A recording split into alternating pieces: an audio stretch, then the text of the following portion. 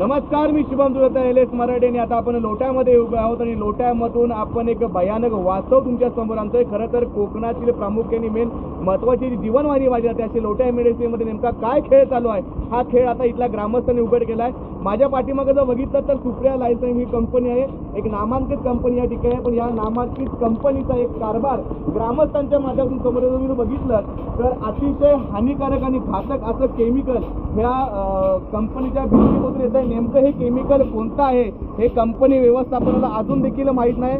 सर्वात महत्त्वाचा प्रश्न की हे नेमकं जे लिकेज आहे, जे केमिकल आहे ते कुठून पडतंय याचा देखील अंदाज अजून कंपनी व्यवस्थापकाने बांधलेला नाही आहे। या संदर्भात बोलण्यासाठी आपलं जर बघितलं तर इथले जे ग्रामस्थ आहेत ते आक्रमक झालेले आहेत। इथल्या घटना या वारंवार होत असतात आणि अशाच घटना या वारंवार होणाऱ्या घटना एल एस मराठी नेहमीच दाखवत असतं। एमआयडीसीमध्ये नेमकं चाललंय काय असा संतप्त सवाल आता ग्रामस्थांना पडलाय आणि याविषयी बोलण्यासाठी आपल्यासोबत ग्रामस्थ आहेत।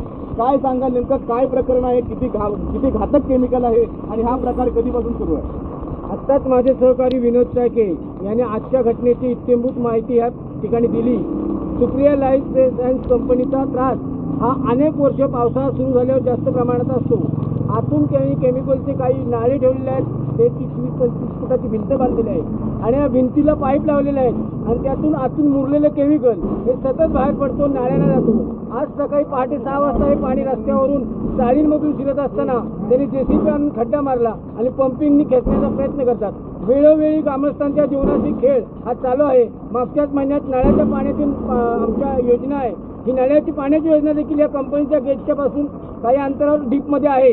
त्याच्यात लिकेजनी पाणी सुद्धा आता जाऊ शकतो। मागे त्यांचा बॅक मारलं तेव्हा पाणी गेलं, ते कबूल केले, आता देखील मॅनेजमेंटने कबूल केले।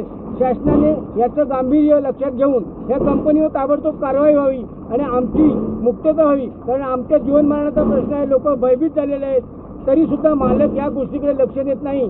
काय होईल, कुठे किती दंगा काय झाला, कित्येक वेळा घटना घडल्या, मॅनेजमेंट बाहेर यायला मागत नाही। म्हणजे तुम्ही वारंवार तक्रारी करून देखील प्रशासन असेल किंवा मालक असेल तुमच्याकडे लक्ष देत नाही। अजून काही ग्रामस्थ त्यांच्याकडे आपण जाणून घेणार आहोत नेमकं काय प्रकरण आहे, हे हा किती वर्षापासून त्रास होतोय आणि याच्यावरती उपाययोजना म्हणून तुम्ही प्रशासनाला नेमकं काय आवाहन कराल? प्रशासनाला प्रत्येक वेळेला कानोकानी म्हणजे आम्ही लिगली लेटर करून म्हणजे कारवाई करण्यासाठी पोलीस स्टेशनपासून तर कंपनीच्या मॅनेजमेंटपर्यंत आम्ही सर्व लिगली कारवाई केली। ग्रामस्थांनी आमचे जे पुढारी आहेत, जसे सचिन भाऊ आहेत किंवा विनोद चाके आहेत, ह्यांनी प्रत्येक वेळेला ज्यावेळेस प्रॉब्लेम झाला त्यावेळेस त्यांनी दखल घेतलेली आहे, परंतु मॅनेजमेंट ही लक्ष देत नाही।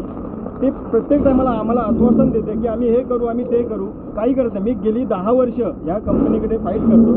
त्यांचं प्रदूषण, त्यांचं जनरेटर जो तिथे आमच्या गेटच्या समोर उभा आहे, लाईट गेल्याच्या नंतर मनुष्य झोपू शकत नाही 24 आवर्स फुल साऊंडमध्ये।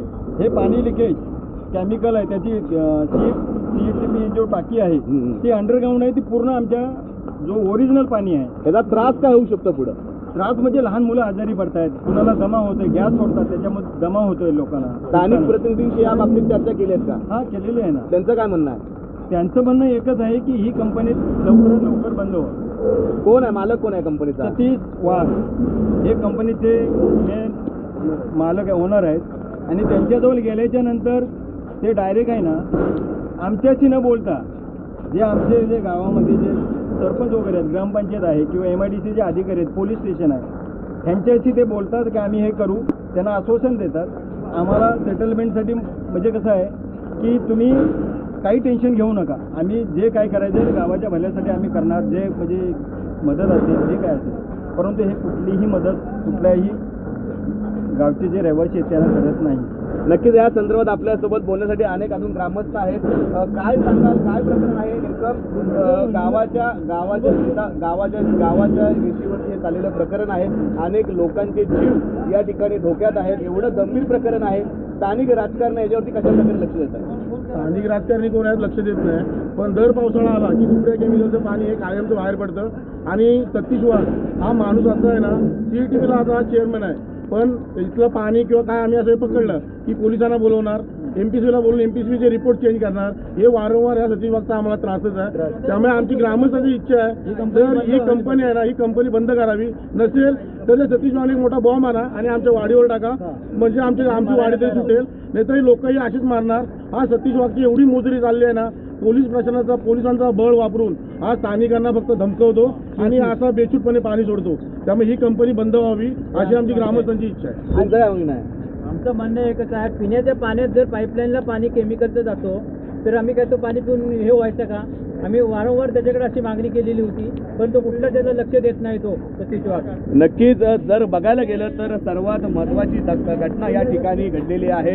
खरं तर एकीकडं हातबल झालेले ग्रामस्थ आहेत आणि एकीकडं मुजोरीच्या जुलमीमध्ये असणारा असा हा सतीश वाघ नामक या कंपनीचा मालक आहे.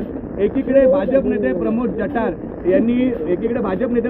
यांनी अधिवेशनामध्ये जो CETPचा मुद्दा मांडला होता त्या तोच मुद्द्याचे जो CET आहे ते चेअरमन हे सतीश वाघ आहेत आणि या सतीश वाघ यांची सुप्रिया लाईफस्टाईल कंपनी आहे. म्हणजे एकंदरीत यांना स्थानिक ग्रामस्थांच्या जीवाशी खेळण्याचा अधिकार देतो कोण? सतीश वाघ सारख्या मुजोर माणसाचा नेमका आका कोण हे शोधणं तेवढंच गरजेचं आहे. कॅमेरामन आदित्यसह मी शुभम LS मराठीसाठी लोटे.